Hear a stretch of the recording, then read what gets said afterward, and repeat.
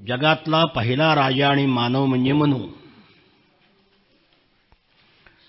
मनूचा मुलगा उत्तानपाद आणि प्रियव्रत. आता प्रियव्रताचा वंश चाललेला आहे. प्रियव्रताचा मुलगा अग्निध्र. तो भोगामध्ये कामामध्ये घडून गेल्यामुळे पूर्वचित्ती अप्सरेबरोबर त्याचं लग्न झाल्यामुळे जन्मभर तो भोगामध्ये आसक्त राहिला ययातीसारखा आणि अप्सरा लोकाला गेला. अग्निध्राचा मुलगा नाभिराजा इथपर्यंत काल आलो होतो. नाभिराजाने सुद्धा पुत्रप्राप्तीकरता यज्ञ केले. भगवान यज्ञनारायण त्याला प्रसन्न झाले. त्यांनी वर मागितला, मला मुलगा पाहिजे. ते म्हणले, चिंता करू नकोस, तुझ्या पोटी मीच अवतार घेणार आहे. आणि म्हणून नाभिराजाच्या पोटी भगवंतानी ऋषभदेव नावाचा अवतार घेतला. ती कथा आता 4थ्या अध्यायामध्ये सुरू होते. शुकाचार्य म्हणतात,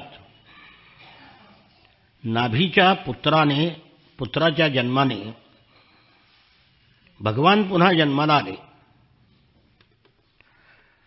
तो ईश्वराचा अवतार आहे हे ओळखावं कसं? आलेला मुलगा हा ईश्वराचा अवतार आहे. ते खूण आहे. तळपायावर ध्वज, अंकुश, वज्र ही सगळी चिन्ह असतात. त्या वज्र, अंकुश इत्यादी चिन्हांनी तो युक्त होता. आणि मग कळलं की हा भगवंताचा अवतार आहे. सुंदर आणि सुडौल शरीर, कीर्ती, तेज, बल, ऐश्वर्य, यश, पराक्रम, शौर्य या सगळ्या गोष्टींमध्ये तो श्रेष्ठ होता. म्हणून त्याचं नाव ठेवलं ऋषभ. ऋषभ म्हणजे श्रेष्ठ. पण ऋषभ नाव लिहिता येत नाही. आता ऋषभदेव हा पहिला तीर्थंकर मानला जातो जैन धर्मातला. पण ते अर्धमागधीमध्ये त्यांची आता अर्धमागधी आणि पाली या अशुद्ध भाषा, संस्कृतच्या भ्रष्ट भाषा. त्यात ऋषभ लिहिताना वृषभ लिहितात, ऋच्या ऐवजी वृ लिहितात. आणि वृषभ म्हणजे बैल. शब्दामध्ये थोडासा जरी अशुद्धपणा आला तरी अर्थाचा अनर्थ होतो. ऋ शब्द लिहिताच नाही. हिंदी पट्ट्यामध्ये, हिंदी सगळ्यात अशुद्ध भाषा आहे. राष्ट्रभाषा जरी असली तरी सगळ्यात अशुद्ध भाषा हिंदी आहे. कारण 1000 वर्ष मुसलमानाच्या राज्यामुळे ती भाषा भ्रष्ट झाली. आणि सगळ्यात शुद्ध भाषा दक्षिणेकडची आहेत. तामिळी, कानडी, मल्याळी या शुद्ध भाषा आहेत. त्याच्यानंतर मग मराठी. कारण दक्षिणेकडे मुसलमानाच्या भाषेचा प्रभाव पडलेला नाही. तर ऋ शब्द ऋषीचा लिहिताच येत नाही, री लिहितात.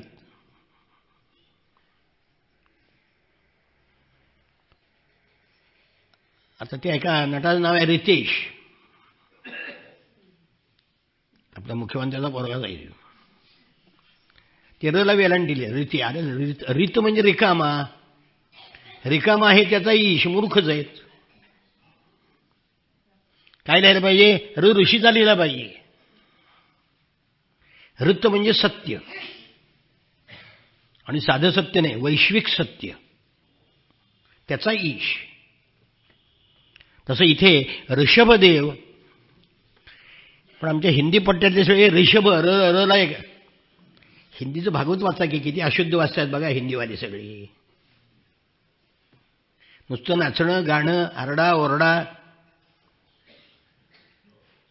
भागवतामधला भाग गेलाय, गवत शिल्लक राहिलंय फक्त. त्यावर नाव ऋषभदेव ठेवलं. ऋषभ म्हणजे श्रेष्ठ. आपल्या सप्तसुरामधला सुद्धा सा रे, रे जो आहे त्याला ऋषभ म्हणतात. बरोबर आहे की नाही? संगीतकार बसलाय आमचा इथं. त्याला ऋषभ म्हणतात, श्रेष्ठ. तो जन्माला आल्यानंतर त्याचा हेवा वाटला इंद्राला की आपल्यापेक्षा श्रेष्ठ कोणीतरी जगामध्ये राजे लोकाला सहनच होत नाही. मग तो देवाचा राजा असो नाही तर माणसाचा राजा असो नाही तर मंत्री असो, आपल्यापेक्षा मोठा झालेला चालत नाही त्यांना. म्हणून इंद्रानी ईर्ष्येमुळं पाऊस पडला नाही. मग ऋषभदेवानी योगमायेच्या प्रभावाने या देशामध्ये, या खंडामध्ये खूप पाऊस पडला. त्यावेळी या देशाचं नाव होतं अजनाभ. आपल्या मनासारखा पुत्र झालेला पाहून नाभिराजाला अतिशय आनंद झाला. त्यांनी त्या पुराणपुरुष भगवान अवतार असलेल्या ऋषभदेवाचं पालनपोषण अतिशय आनंदाने केलं. पुढे मोठा झाला. सगळी जनता ऋषभदेवावर प्रेम करू लागली. मग नाभिराजांनी त्याला धर्ममर्यादेचं रक्षण करण्याकरता राज्याभिषेक केला. ब्राह्मणांच्या देखरेखीखाली त्याला सोपवलं आणि स्वतः मेरूदेवीसह वानप्रस्थ आश्रमाला बद्रिकाश्रमात निघून गेला. तीव्र तपश्चर्या केली.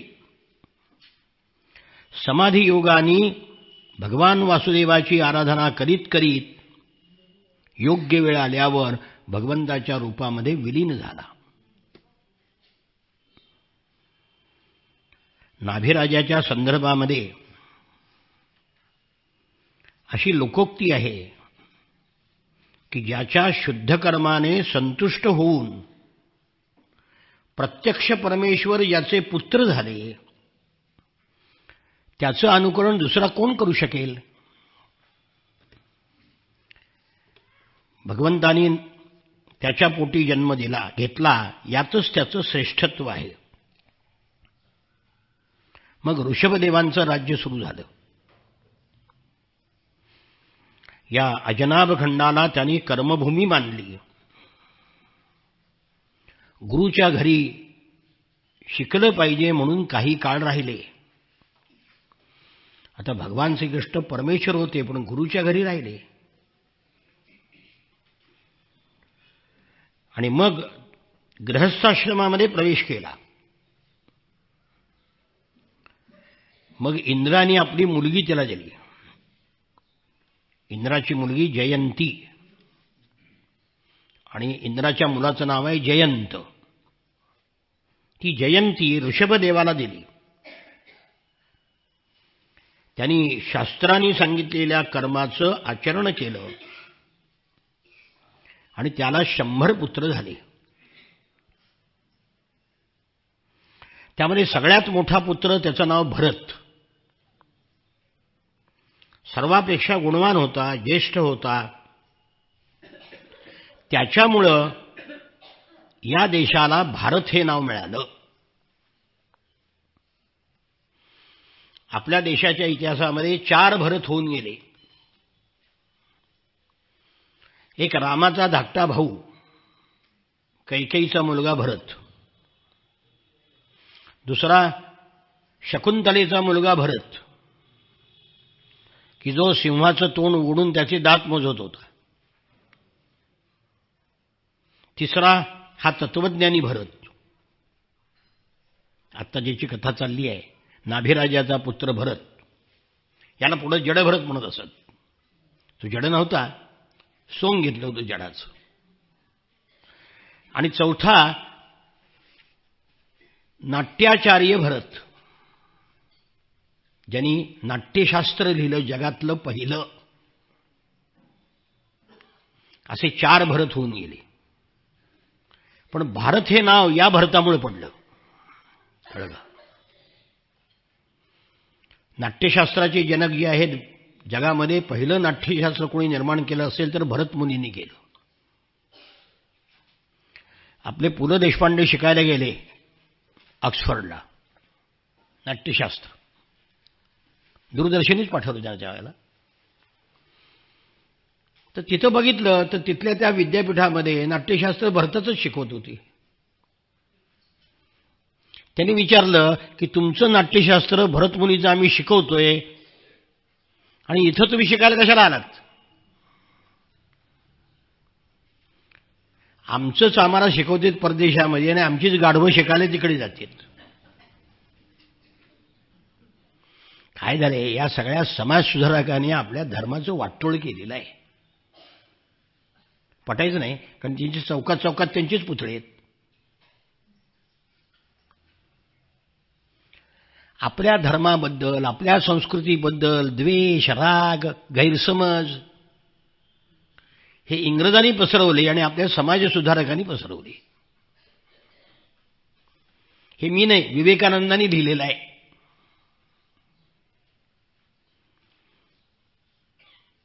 विवेकानंदांचं ते अतिशय प्रतिकूल मत होतं. आणि दुसरे आपले संत म्हणजे गुलाबराव महाराज, त्यांनी लिहिले. महायोगी भरत, त्याच्याहून लहान कुशावर्त, इलावर्त, ब्रह्मावर्त, मलय, केतू, भद्रसेन, इंद्रस्पृग, विदर्भ, किकट हे 9 राजपुत्र सगळ्यापेक्षा, या 90 भावापेक्षा वयाने मोठे होते. ते 9 खंडाचे राजे झाले. 9 खंडाचे 9 राजे, भरतखंडाचा भरत, असे 10. 100 पुत्राचा हिशोब आहे त्यात, कळलं का? पुढं कवी, अंतरिक्ष, हरी, प्रबुद्ध, पिप्पलायन, आविर्होत्र, द्रुमिल, चमस, करभाजन हे 9 राजपुत्र भागवत धर्माचा प्रचार करण्याकरता योगेश्वर झाले. यांची कथा 11 स्कंदामध्ये येणार आहे. 81 पुत्र पित्याच्या आज्ञेचं पालन करणारे, अतिशय विनम्र, वेदज्ञ, यज्ञ करणारे, आणि ते ब्राह्मण झाले. त्या काळामध्ये वर्ण बदलता येत होता. विश्वामित्र क्षत्रिय होते तरी तपश्चर्येच्या बळावर ब्राह्मण झाले. त्या काळात वर्ण बदलता येत होता, पण पुढच्या काळामध्ये तो जन्माधिष्ठित झाला. तेव्हा 81 पुत्र हे योगेश्वर झाले, ब्राह्मण झाले. 9 पुत्र योगेश्वर झाले. 81 9 90. 9 खंडाचे अधिपती झाले. 99.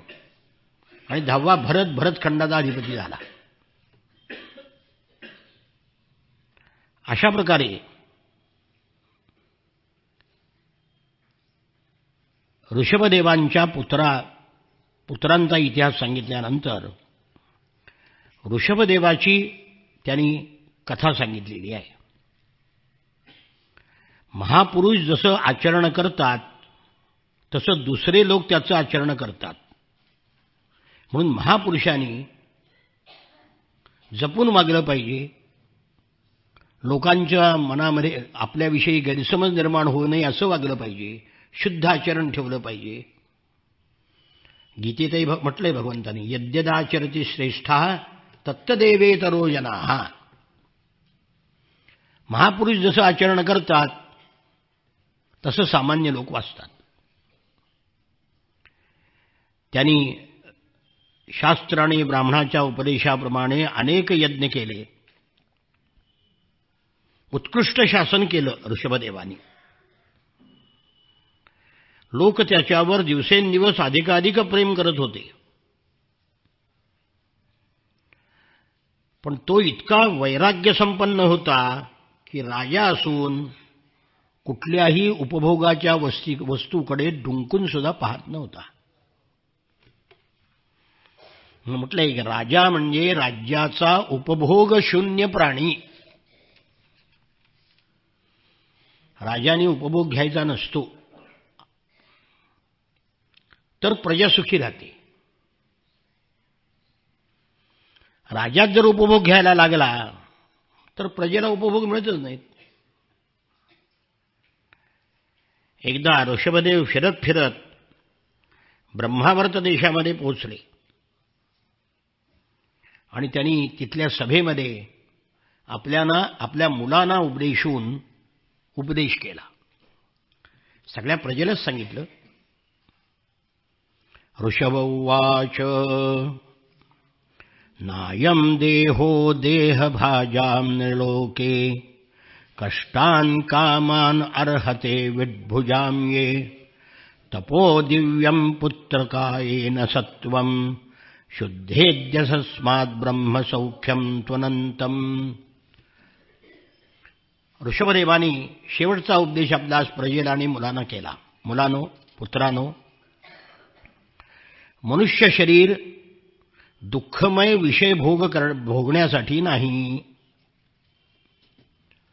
अरे विषय भोग तर विष्ठा भक्षण करणाऱ्या डुकरांना सुद्धा प्राप्त होतात. उलट माणसाला बंधन आहे, जनावराला बंधन कुठं आहे? आपल्यापेक्षा विषय जास्त आहे जनावरांना. म्हणून ईश्वराने हे शरीर आपल्याला दिलं आहे. या जन्मामध्ये अंतःकरण शुद्ध होईतोपर्यंत तप केलं पाहिजे, म्हणजे ब्रह्मज्ञानाची प्राप्ती होते. आणि ते प्राप्त होण्याकरता महापुरुषांची सेवा पाहिजे. महापुरुषाच्या सेवेला मुक्तीचं द्वार म्हणतात.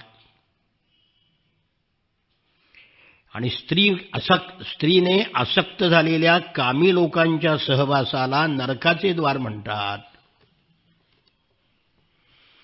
आपल्या सगळ्यांना कामी लोकांची संगत अप्रत्यक्ष आहे.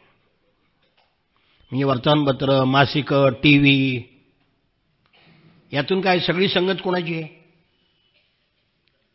विषयांध लोकांची आहे. ते नरकाचं द्वार आहे. म्हणून स्त्री, पुत्र, धन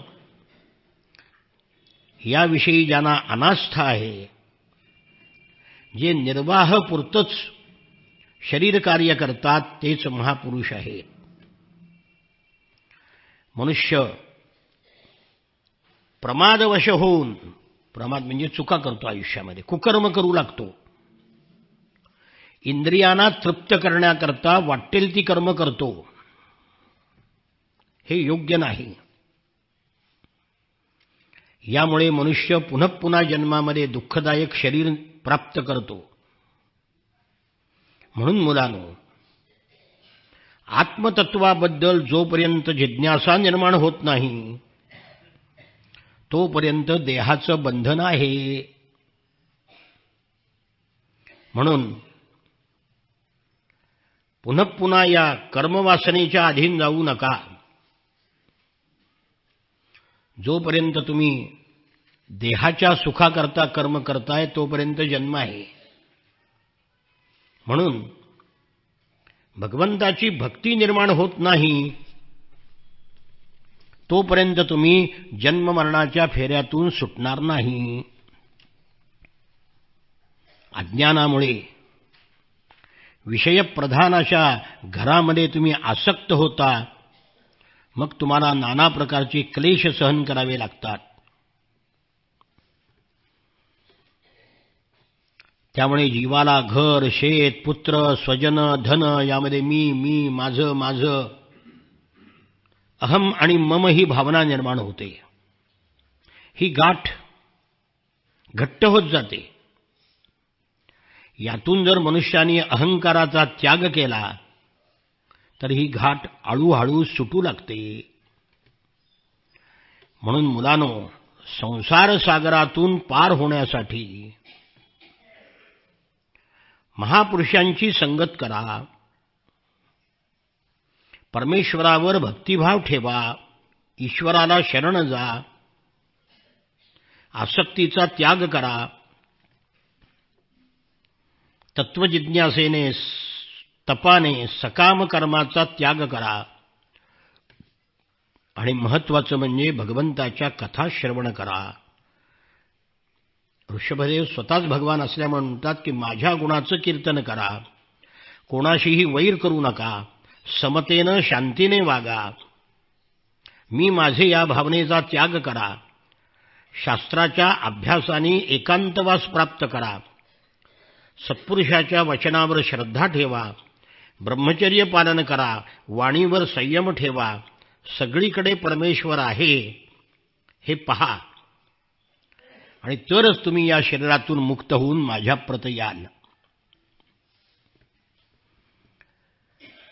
ही अज्ञानाची जी गाठ तुमच्या हृदयामध्ये बसलेली आहे ती या सगळ्या साधनाने तोडून टाका.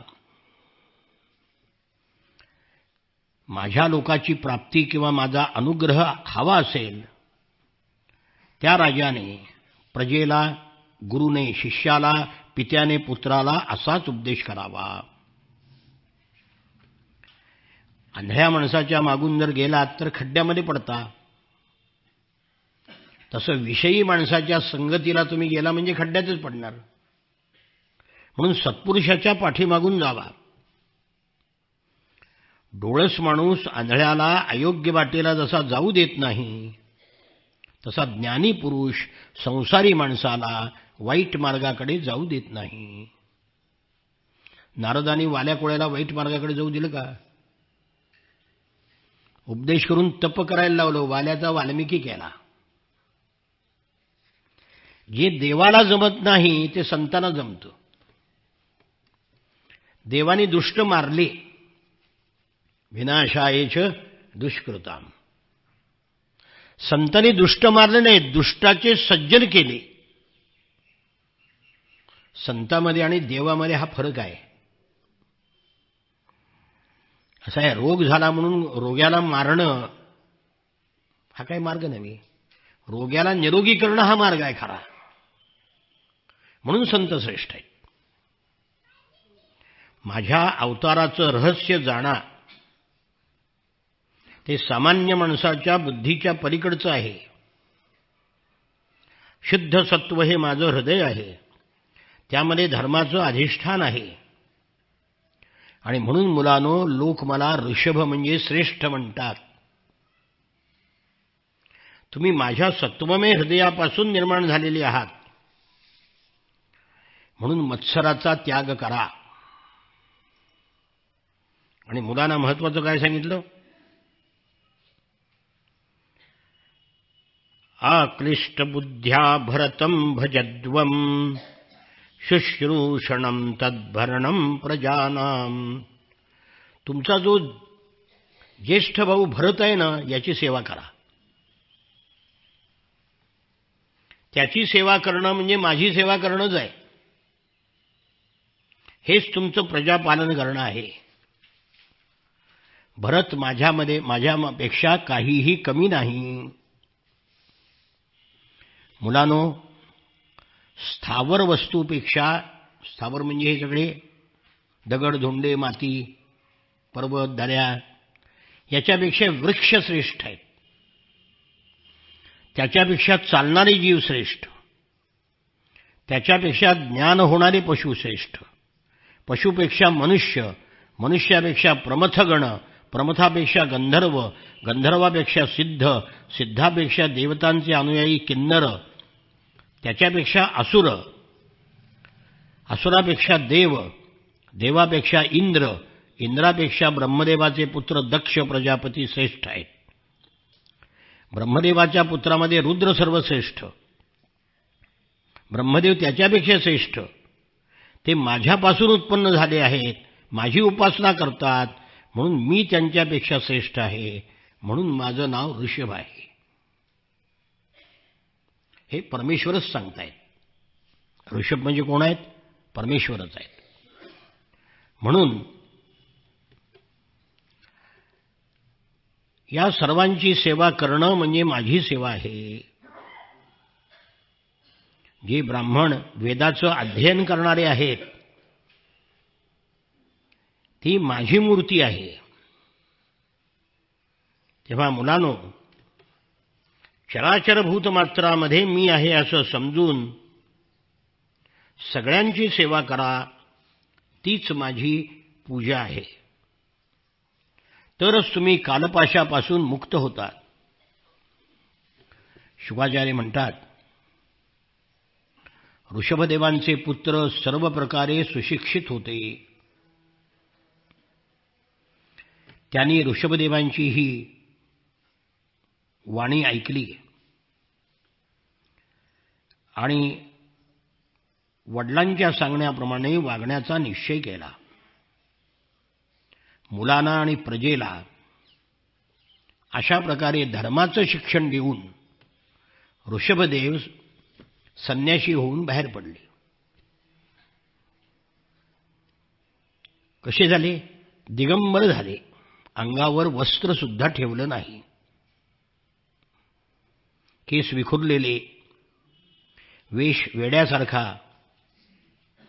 सगळ्या अग्निहोत्राचा समारोप करून संन्याशी झाले आणि ब्रह्मावर्त देशाच्या बाहेर पडले. उत्तरेतून त्याला उत्तरेला ब्रह्मावर्त म्हणत होते. मौन धारण केलं. कोणी काहीही विचारलं तरी बोलत नसत.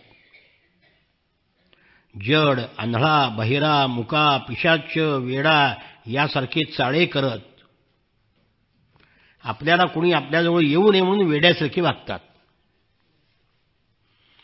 गजानन महाराजांचं उदाहरण आपल्यासमोर आहे. खर्डीच्या सीताराम महाराजांचं उदाहरण आपल्यासमोर आहे. गोंदवलेकर महाराजांचे गुरु तुकाई ते तसेच होते. ज्ञानोबरायांनी म्हटलंय की महापुरुष हे कसे असतात? आपलं मोठेपण लपवतात आणि पिसेपण अंगी मिरवे, आपण वेडे आहोत असं जगाला दाखवतात. तसं ऋषभदेव वेड्यासारखे भटकू लागले. कधी शहरात, कधी खेड्यात, कधी शेतावर, कधी वस्तीवर, कधी धर्मशाळेमध्ये, कधी डोंगरात, कधी जंगलात, आश्रमात भटकत भटकत रस्त्यातनं निघाले म्हणजे हा वेडा आहे म्हणून दुष्ट लोक त्यांच्या पाठीमागे जाऊन त्रास देत असत. कोणी धमकावीत असत, कोणी मारपीट करत असत, कोणी त्यांच्यावर थुंकत असत, दगड मारीत, धूळ फेकीत, अनेक प्रकारचा त्रास देत असत. पण असं आहे, वनामध्ये फिरलेल्या हत्तीला जशा माशा सतावतात तसे दुष्ट लोक त्यांना सतावत होते. पण तरीसुद्धा ते एकटे सगळं सहन करून हिंडत होते. कधीही कशाचाही प्रतिकार केला नाही. आणि तरीसुद्धा त्यांचं शरीर, हात, पाय, छाती, बाहू सगळं सुंदर होतं, कोमल होतं. चेहऱ्यावर मधुर हास्य होतं. त्यांच्याकडे बघितल्यानंतर हा मनुष्य वेडा आहे असं वाटत नव्हतं, इतके तेजस्वी होते. शुकाचार्य असेच होते. अंगावर कपडा नाही, हिंडत होते. आपण सुरुवातीला बघितलंच, जेव्हा परीक्षितेच्या जवळ आले तेव्हा मागे सगळे मुलं टवाळ लोक लागले होते दगड मारत. राजा पाया पडल्यावर मग सगळे पळून गेले, हा कोणतरी महात्मा दिसतोय म्हणजे. अशा प्रकारे प्रचंड तप केलं. पिशाच्याप्रमाणे ते दिसत होते. केळसवाण्या वेशाने राहत होते. एकाच ठिकाणी पडून राहत होते. खाणं, पिणं, चावणं, मलमूत्र त्याग त्याच जागेवर. एक आश्चर्य असं म्हटलंय की परंतु त्यांच्या मलमूत्राला सुगंध येत होता आणि वाऱ्याने तो 10 योजनेपर्यंत सगळा प्रदेश सुगंधित होत होता.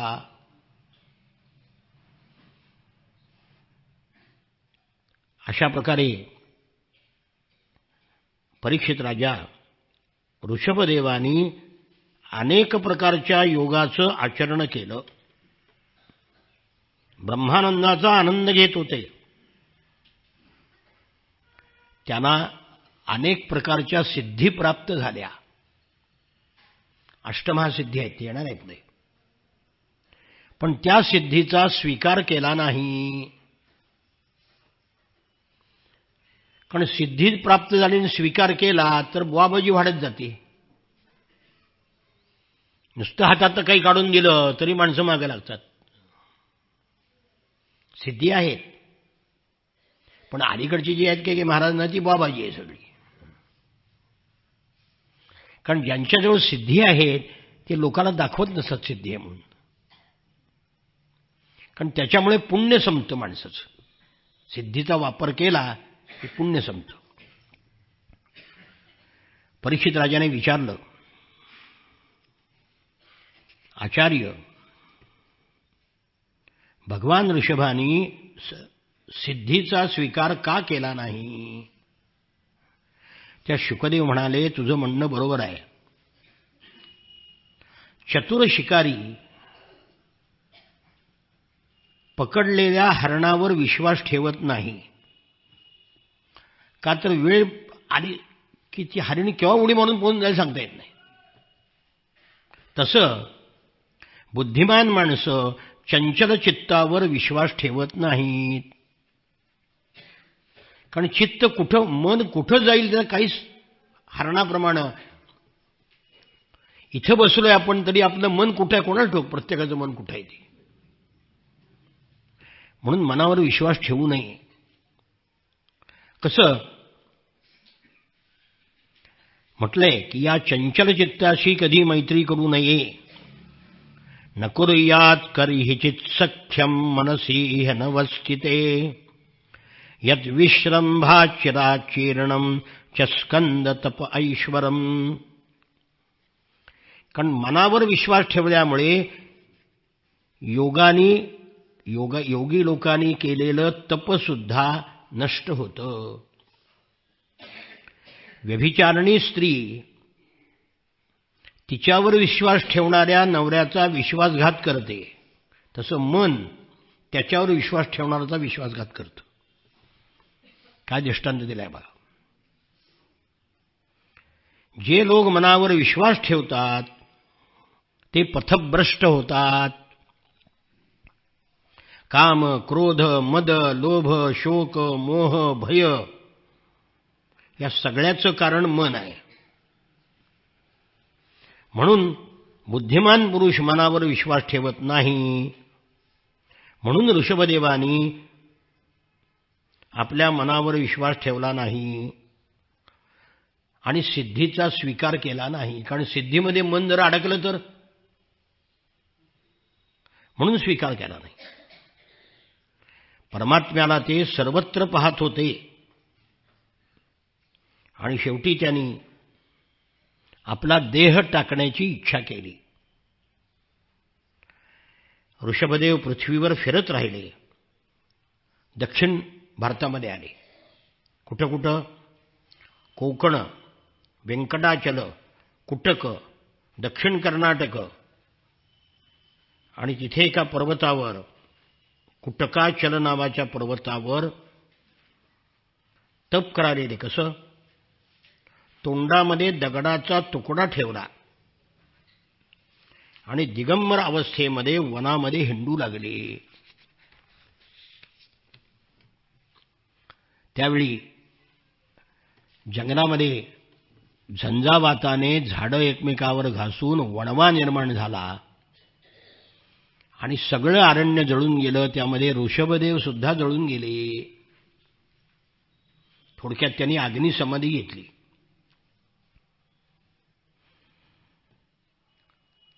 शुकाचार्य म्हणतात, कलियुगामध्ये अधर्माची वृद्धी होईल तेव्हा कोकण, व्यंकटाद्री, कुटक देशाचा मंदमती राजा अर्हंत हा ऋषभदेवाचं शेवटलं जे आचरण आहे त्यालाच धर्म समजेल. अंगावर कपडे न घालणे, नग्न हिंडणे, वाटेल ते खाणे, कुठेही पडून राहणे आणि त्याच्यामुळे नास्तिकतापूर्ण कुमार्गाचा प्रचार तो राजा करेल. आणि त्यामुळे कलियुगामध्ये लोक शास्त्रात सांगितलेलं पवित्र आचरण सोडून देतील आणि आचमन न करणे, स्नान न करणे, अस्वच्छ राहणे, केस उपटणे, ईश्वराचा तिरस्कार करणे यालाच धर्म समजतील. अर्हन नावाचा राजा, त्याच्यापासून अर्हंत आणि त्याच्यापासून पुढे जैन धर्म निर्माण झाला असं म्हणतात. जैन धर्माचे साधू बघतो पण असेच वागतात. शुकाचार्य म्हणाले यालाच धर्म समजतील. अस्वच्छ राहणे हा धर्म नाही. आपल्याकडे त्रिकाल स्नान सांगितलंय. आपण एकटा करायला एकदा स्नान करायला कुरकुर करतो. आपल्याकडे त्रिकाल स्नान सांगितले. युरोपियन देशामध्ये 6 महिन्यांनी कधीतरी स्नान करतात, 8 दिवसातनं 15 दिवसातनं.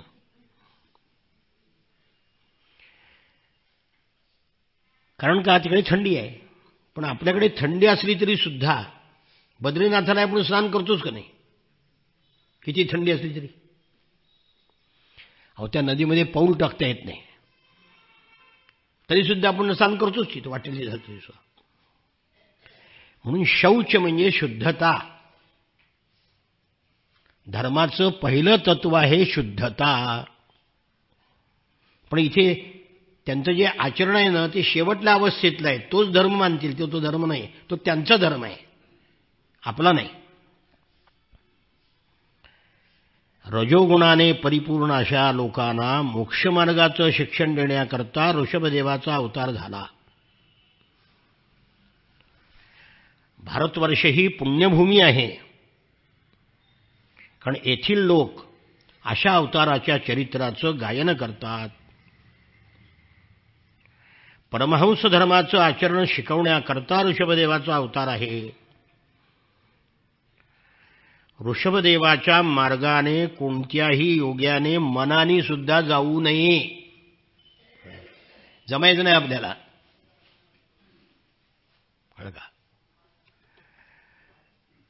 चिलीम ओढणारे म्हणतात गजानन महाराज उडवत होते मग आम्ही ओढले म्हणून काय बिघडलो. हे आमचे आहेत गाढवाशी पंढरपुरात. मी म्हणलं गजानन महाराजांनी अग्नीशिवाय चिलीम पेटवली. चल पेटून दाखव बरं. फक्त चिलीम ओढायचं गजानन महाराजांचे.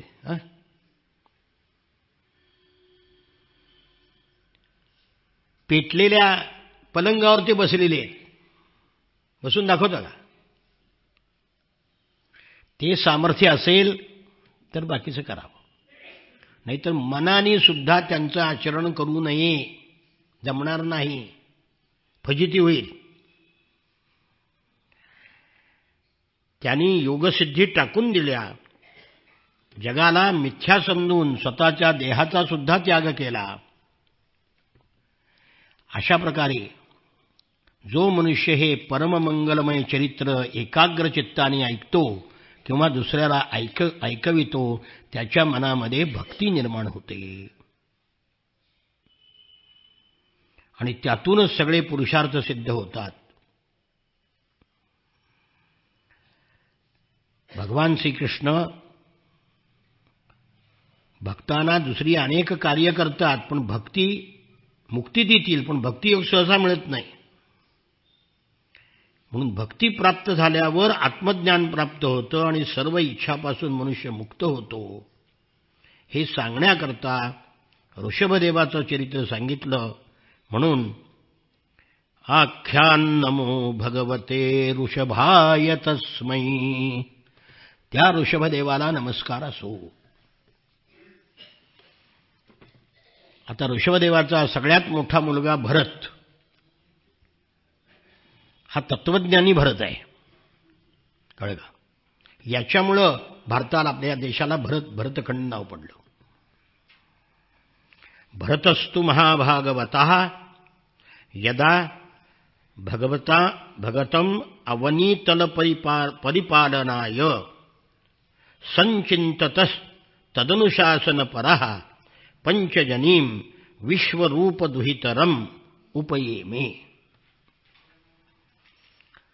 महान भगवत भक्त असलेल्या ऋषभदेवानी ज्येष्ठ पुत्र जो भरत त्याला गादीवर बसवलं आणि विश्वरूपाची कन्या पंचजनी हिच्याबरोबर त्याचा विवाह झाला. तो सम्राट झाला. त्याला पंचजनीपासून 5 पुत्र झाले. सुमती, राष्ट्रभृत, सुदर्शन, आवर्ण आणि धूम्रकेतू. या देशाचं नाव अगोदर अजनाभ वर्ष होतं. भरतापासून या देशाला भारतवर्ष म्हणू लागले. वर्ष म्हणजे 360 दिवसाचा एक अर्थ तो वेगळा आहे. तो वर्ष म्हणजे देश, भारतवर्ष. महाराज भरत बहुश्रुत होते. पूर्वजाप्रमाणे स्वधर्माने वागून प्रजेचं पालन करीत होता. त्यांनी अनेक यज्ञ केले. अग्निहोत्र, दर्श, पूर्णमास, चातुर्मास्य, सोम आणि भगवंताचं पूजन केलं. तो भगवत अर्पण बुद्धीने सगळी कर्म करीत होता. भगवंताला सगळी कर्म अर्पण केल्याने त्याचं अंतःकरण शुद्ध झालं आणि दिवसेंदिवस वेगाने वाढणारी उत्कृष्ट भक्ती त्याला प्राप्त झाली. 1 कोटी वर्षांनी त्यांनी राज्यभोग भोगले. म्हणजे दीर्घकाळ राज्य भोगलं असा अर्थ घ्यायचा. मोजत बसायचं नाही. म्हणजे कोटी म्हणजे एकावर किती शून्य लगेच. शब्दांचे अर्थ संदर्भांनी घ्यायचे असतात. मग आपलं प्रारब्ध क्षीण झालं असं समजून त्यांनी आपलं राज्य आणि संपत्ती पुत्रांना योग्य तऱ्हेने वाटून दिली आणि संन्यास घेऊन तो निघून गेला. पुलह आश्रमामध्ये गेला. पुलह आश्रमामध्ये तो भगवंताची भक्ती करत राहू लागला. तिथे गंडकी नावाची नदी वाहते. तिला चक्र नदी म्हणतात. पाण्याच्या प्रवाहाने तिथल्या दगडावर, तिथे जे दगड आहेत त्याला शाळीग्राम सापडतात आणि त्या जोराच्या प्रवाहामुळं त्या शाळीग्रामावर रेषा होतात. त्या शाळीग्रामाचे 100 प्रकार आहेत. किती रेषा असते म्हणजे कोणतं, कुठं ते छिद्र असतं म्हणजे कोणतं. त्या पुलहाश्रमामध्ये उपवनामध्ये राहून तो ध्यान करू लागला. भगवंताची आराधना करू लागला, पूजा करू लागला. विषयापासून त्याचं अंतःकरण परावृत्त झालं आणि तो शांत झाला. नियमपूर्वक तो भगवंताची आराधना करू लागला.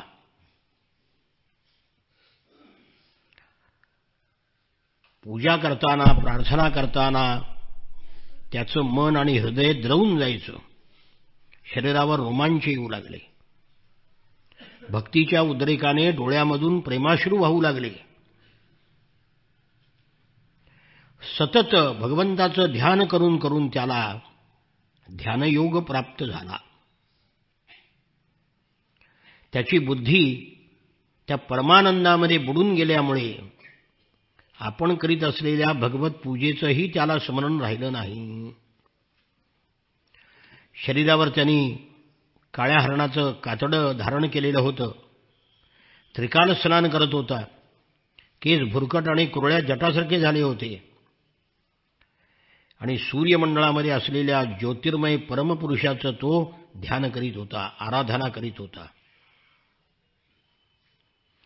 परो रजस्सवितुर्जातवेदो देवस्य भर्गो मनसेदं जजान सुरेतसाद पुनराविश्य चष्टे हंसं गृध्राणं नशद अंगिरामिमः. भगवान सूर्याचं कर्मफलदायक तेज प्रकृतीच्या पलीकडचं आहे. त्यांनीच या तेजाची जगाची उत्पत्ती केली. तेच अंतर्यामामध्ये प्रविष्ट होऊन जीवाचं रक्षण करतो. आम्ही त्या बुद्धिप्रवर्तक तेजाला शरण जात आहोत. अशा मंत्रांनी तो रोज सूर्याची पूजा करू लागला. इतकं चांगलं त्याचं आयुष्य चाललं होतं. पण त्यामध्ये एक प्रसंग घडला आणि त्या प्रसंगाने भरताचं आयुष्य बदलून गेलं. शुकाचार्य म्हणतात, झालं काय? एकदा तु महानद्यां कृताभिषेक नैयमिका आवश्यकः ब्रह्माक्षरम् अभिगृणानः मुहूर्तत्रयम् उदकान्ते उपविवेश. भरतराजा गंडकी नदीमध्ये स्नान करून नित्यनैमित्तिक कर्म आटोपून प्रणवाचा जप करीत 3 मुहूर्तपर्यंत नदीच्या काठी बसला होता. प्रणव म्हणजे ओंकार. ओंकारालाच प्रणव म्हणतात. ही गंडकी नदी नेपाळमध्ये आहे. नेपाळ, भूतान ही सगळी राज्य, मानस सरोवर, तिबेट सुद्धा, तिबेटाचं नाव त्रिविष्टपस आहे. ही सगळे आपल्या देशातच होती. काबूल, कंदाहार, दक्षिणेकडची बेटं सगळी. पण असं आहे, कुपुत्र निघाला म्हणजे बापाच्या इस्टेटीची धुळधाण करतो का नाही, तसे नालायक राज्यकर्ते झाल्यामुळं देशाचा एक एक भाग तोडून लहान लहान झाला देश आपला. काबूल कंदाहार गेला, नेपाळ गेला, आता भूतान परवा आला, सिक्कीम आला, भूतान आला नाही. मानस सरोवर गेलं, बांगलादेश गेला, घालवलंच सगळं. श्रीलंका गेली, किती घालवली इस्टेट याचा हिशोब मांडणारा दिवस पुरायचा नाही, इतकं घालवले आहे. सांभाळणं म्हणजे पुष्कळ झालं. नदीकाठी तो 3 मुहूर्त ओंकाराचा जप करत बसला. 3 मुहूर्त म्हणजे 1 मुहूर्त म्हणजे 24 मिनिटं, हे साधारणपणे 1.25 तास. त्यावेळेला राजा, तहानेनं व्याकुळ झालेली एक हरिणी पाणी पिण्याकरता त्या नदीच्या तीरावर आली. ती आसन्न प्रसवा होती, म्हणजे प्रसूत व्हायला आली होती, व्यायला आली होती. ती पाणी पित असताना जवळच गर्जना करणाऱ्या सिंहाची आरोळी तिच्या कानावर आली. आता ती बिचारी हरणी भित्री इकडे इकडे पाहायला लागली, घाबरली. ती भीषण आरोळी तिने ऐकली आणि सिंहाच्या भीतीनं, जीवाच्या आकांताने तिने एकदम उडी मारली नदी पार करण्याकरता. तिच्या पोटामध्ये गर्भ होता. उडी मारायच्या वेळेला भयभीत झाल्यामुळे तो गर्भ पाण्यात पडला आणि नदीच्या प्रवाहामध्ये तो वाहत झाला. लांब उडी मारल्यामुळे आणि गर्भपात झाल्यामुळे ती उडी मारतानाच पुढच्या एका दरीमध्ये कोसळून मरण पावली. गंडकी नदीच्या पाण्यामध्ये उभा राहून राजर्षी भरत प्रणवाचा जप करत होता. आईची ताटातूट झालेलं ते पाडस नदीच्या प्रवाहामध्ये वाहत आहे हे त्याला दिसलं. त्याला दया आली आणि आई नसलेल्या त्या पाडसाला त्यांनी उचललं, स्वच्छ धुतलं आणि खांद्यावर घेऊन त्याला आश्रमामध्ये आणलं. आणि त्या पाडसाबद्दल त्याला दिवसेंदिवस ममता वाटू लागली. त्याचं पालनपोषण करायला लागला, त्याचे लाड करणे, सुस्कारणे, त्याची चिंता वाहणं. तो हरणाच्या प्रेमामध्ये इतका गढून गेला की यम नियम, भगवत पूजा, रोजचं सगळं आन्निक एक एक करून सगळं निघून गेलं, सुटलं. सारखं त्याला वाटायला लागलं, पहा ना, हा गरीब मृगपाडस कालचक्राच्या वेगाने कळप, सुरूद यांना बांधवांना सोडून माझ्याजवळ आणून सोडलं देवाने त्याला.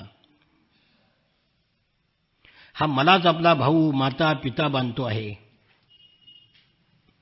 सोबती समजतो आहे. माझ्याशिवाय त्याला इतर कोणीही नाही.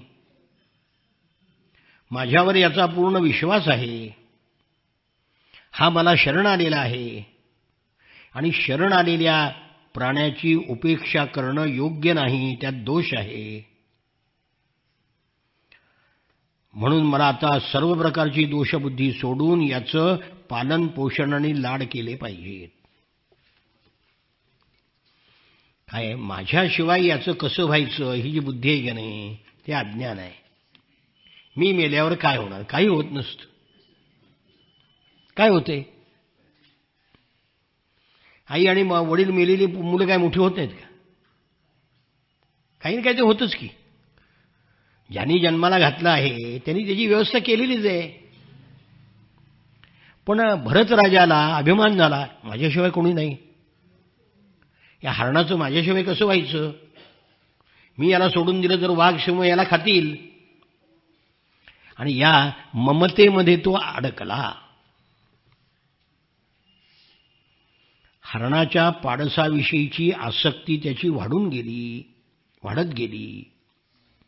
उठता बसता झोपताना फिरताना कुठेही थांबताना भोजन करायच्या वेळेला सारखं ते हरिण पाडस. इतकंच नव्हे तर दर्भ फुलं समुधा पानं फळं आणायला गेला की त्याला बरोबर घेऊन जायचं. मी नसताना लांडग्याने खाल्लं तर तेव्हा लांडग्याच्या कुत्र्याच्या भीतीनं तो त्याला बरोबर घेऊन जायचा. नुसतं नाही, लहान मूल न्यावरचं खांद्यावर न्यायचं. अहो ज्यांनी सगळी मुलं नातवंड राज्य सोडून दिलं तो हरणाच्या पाशात अडकला आहे की नाही.